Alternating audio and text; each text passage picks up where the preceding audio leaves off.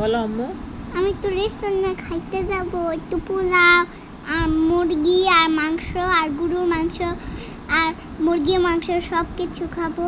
তো এগুলো তো আমি তোমাকে ঘরে বানিয়ে দিতে পারি, বাইরে খাওয়ার কি দরকার? ভালো লাগে। বাইরের খাবার ভালো লাগে? প্লিজ একটু না যাও। আচ্ছা বাইরে নিয়ে যাবো আরেকদিন। আজকে দেখো না বৃষ্টি পড়ছে।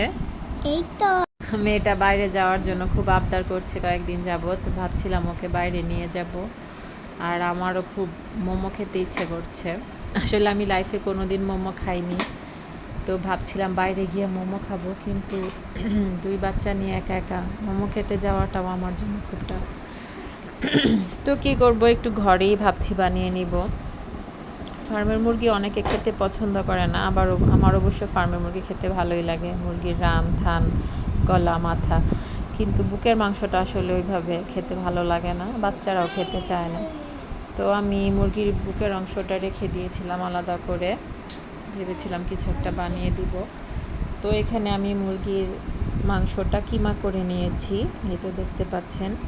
কিমা নেওয়ার পরে এখানে পেঁয়াজ কুচি, তারপরে কাঁচামরিচ কুচি, লবণ আর কি দিলাম যেন, অল্প একটু তেল আর আদা রসুন গোলমরিচ বাটা, আর দিয়েছি সয়া সস দিয়ে এখন এটাকে আমি ভালো করে মেরিনেট করে নিব। এই তো মাখিয়ে নিচ্ছি, এখন আমি এটাকে ঢেকে রাখবো, কিছুক্ষণ রেস্টে রাখবো।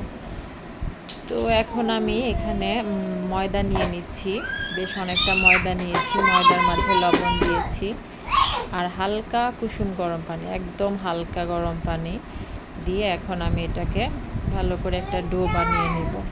প্রথমে অল্প একটু পানি দিয়েছি, আস্তে আস্তে এটাকে মথে নিব। একবারে পানি দিলে আবার বেশি নরম হয়ে যাবে।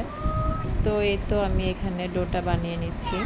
আসলে মোমো বানানোটা খুবই সহজ, একদম অল্প সময় বানানো হয়ে যায়। এখানে আমি এই তো ডোটা এখন আমি একটু ঢেকে রেস্টে রেখে দিব, প্রায় 10-15 মিনিট রেস্টে রেখে দিয়েছি। এখন আমি এটাকে ছোট ছোট করে লেচি কেটে একদম ছোট ছোট করে রুটির মতো বানিয়ে নিব। এই তো বানিয়ে নিয়েছি। এখন ওই যে পুরটা করে রেখেছিলাম মুরগির, সেটা দিয়ে এখন আমি মোমোগুলি বানিয়ে নিব। তো একটা বানিয়ে নেওয়ার পরে আমি এখন আবার রুটি বানিয়ে নিচ্ছি ছোট করে। এই তো বানিয়ে নিয়েছি, আমার মোমোগুলি হয়ে গিয়েছে। যদিও মোমোর শেপটা ঠিক মতো আসেনি, যেহেতু প্রথমবার ট্রাই করেছি, একদম পারফেক্ট তো হবে না। তো এখন আমি এটাকে গরম পানি চুলায় বসিয়ে দিয়েছি।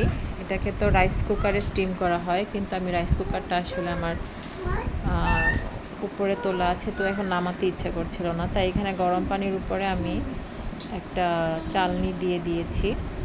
তো চালনির উপরে এখন আমি মোমোগুলি বিছিয়ে দিব। এই তো সবগুলি মোমো একটা একটা করে আমি এখানে দিয়ে দিয়েছি। আর চুলার জালটা মিডিয়ামের থেকেও অল্প করে দিয়েছি, একদম নিভু নিভু না, বাট মিডিয়াম। তো এখানে আমি সবগুলি মোমো দেওয়ার পরে এখন আমি এই কাচের ঢাকনা দিয়ে মোমোগুলি ঢেকে দিব। এই তো আমি মোমোগুলি ঢেকে দিলাম। এখন ঘড়ি ধরে আমি 15 মিনিট অপেক্ষা করব। এই তো 15 মিনিট পরে চলে এসেছি, আমার মোমোগুলি হয়েছে কিনা। এই তো দেখেন আমার মোমোগুলি হয়ে গিয়েছে। যদিও মোমোর শেপটা ঠিক আসেনি, কিন্তু মোমোগুলি খেতে অনেক মজা লেগেছে, মানে লাইফে ফার্স্ট খেয়েছি, তারপরেও আমার কাছে অনেক ভালো লেগেছে, বাচ্চারাও পছন্দ করেছে। এই তো সবাই ভালো থাকে।